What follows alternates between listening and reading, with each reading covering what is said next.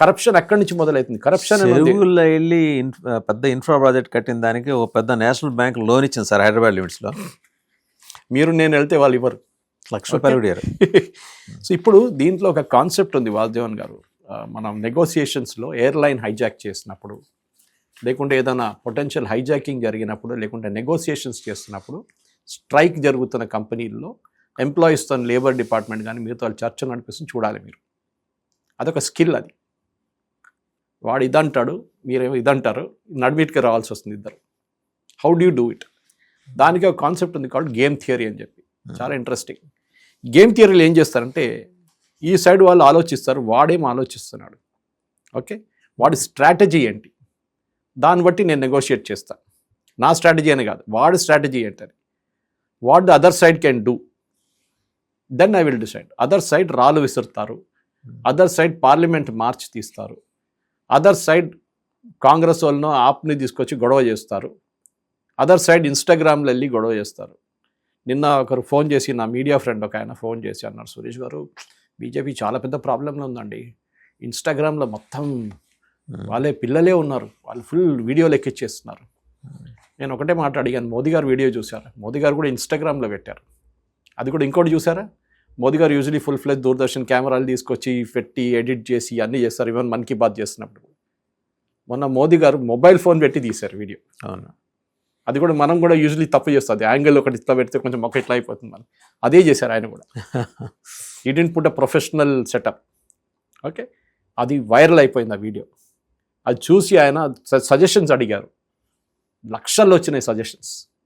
అదంతా ఇంకాపరేట్ చేసి దాన్ని ఇప్పుడు చూస్తున్నారు. చాలా మటుకు ఆ సజెషన్సే గవర్నమెంట్ దగ్గర ఉంది, గవర్నమెంట్లో ఎగ్జామ్ ఎట్లా నడిపించాలి అది ఇది అని చెప్పేసి.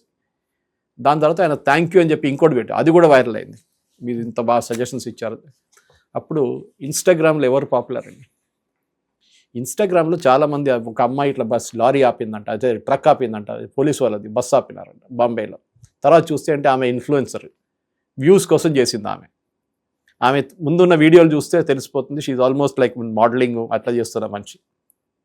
ఇట్లాంటి చాలామంది ఉన్నారు. ఇన్స్టాగ్రామ్లో పెట్టడం అంత ఈజీ, చాలా ఈజీ. మనం ఇండియా, ఇరాన్ అమెరికా యుద్ధాలు చూసారు, సోషల్ మీడియాలో ఇరాన్ గెలిచారు, కానీ యుద్ధం అమెరికా గెలుస్తున్నారు, అట్లీస్ట్ నౌ. ఇది మన అనమాట. సో గేమ్ థియరీ తీసుకొని గవర్నమెంట్ కూడా చాలా క్లియర్గా ఫస్ట్ వాంగ్చుక్ని సీన్ నుంచి తీసేశారు, ఓకే. ఫస్ట్ ఆయన యాజ్ పర్ లా ఇప్పుడు మిమ్మల్ని రేపు అరెస్ట్ చేస్తే మిమ్మల్ని గవర్నమెంట్ హాస్పిటల్ తీసుకెళ్తారు, మెడికల్ చెకప్ చేస్తారు, ఫస్ట్ బీపీ షుగర్ అన్నీ చెక్ చేస్తారు ఒకసారి. అంత బాగుందంటే హాస్పిటల్ పంపించేస్తారు, హాస్పిటల్ నుంచి లాకప్కి పంపించేస్తారు, జ్యుడిషియల్ రిమాండ్ లేకుంటే పోలీస్ రిమాండ్ పోలీస్ స్టేషన్కి పంపిస్తారు. దాని తర్వాత మీరు అడుగుతారు వెళ్ళి, సార్ నాకు ఈ హాస్పిటల్ సరిపోదు, నన్ను ఒక ప్రైవేట్ హాస్పిటల్లో పెట్టండి, ఇదేంటి ఇక్కడ మొత్తం దోమలు ఉన్నాయి, అన్నీ ఉన్నాయి, ఇక్కడ నాకు సరిపోవట్లేదు, క్లీన్లెస్ బాగాలేదు, బాత్రూమ్లు బాగాలేదు అంటే జడ్జ్ అంటాడు, ఏం నువ్వు పెళ్ళికి వచ్చినావా, నువ్వేంటి పెద్ద విఐపి అనుకుంటున్నావా, అక్కడే ఉండే హాస్పిటల్ అంటాడు. కానీ ఈయనకి మెదాంతా వెళ్ళాలి ఉండే, అక్కడ ₹50,000 బిల్లింగ్ పర్ డే.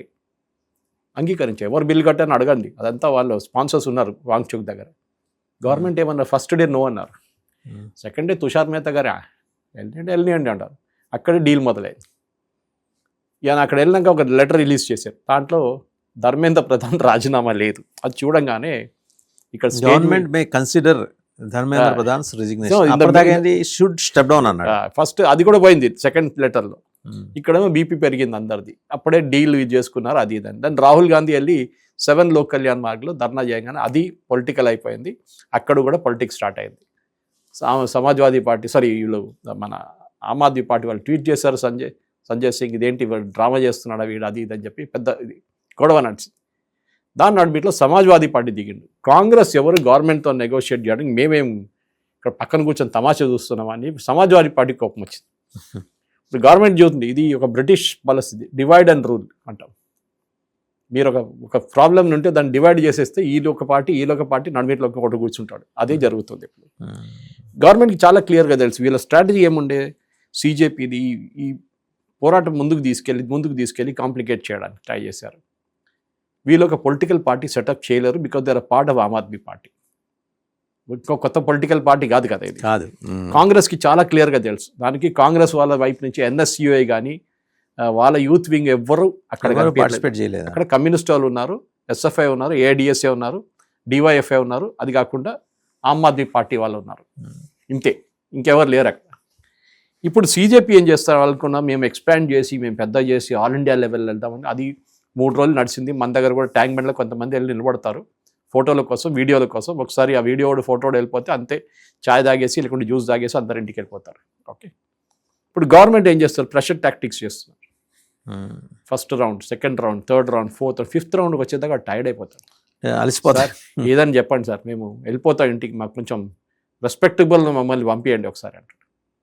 సరే 3 అంగీకరించాం కదా, ఇంటికి వెళ్ళాం. మేము ఇంకేదైనా అంబిగ్యూస్ స్టేట్మెంట్ ఇచ్చేస్తాం. Government will consider positively all aspects of demands of CJP in the right perspective over a period of time. The cabinet will discuss it. ఏంటంటే ఏం లేదు, అంత వర్డ్స్ వాడుకున్నారు అంతే. ఇప్పుడు గవర్నమెంట్ ఆఫర్ చేశారు, మన అందరికి తెలిసిందే, ఇది ఆఫర్ మాది తీసుకోండి. ఓకే, చాలా క్లియర్గా exam reforms you can suggest, you cannot demand. అంతే కదండి.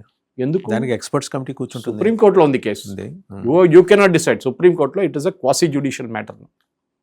అక్కడ కేసు నడుస్తుంది, కంటెంప్ట్ ఆఫ్ కోర్ట్ అయింది బయట గవర్నమెంట్. ఇంకోటి పార్లమెంట్ సెషన్ నడుస్తుంది, గవర్నమెంట్ బయట అనౌన్స్మెంట్ చేయకూడదు, ముందు పార్లమెంట్లో చెప్పిన తర్వాతే.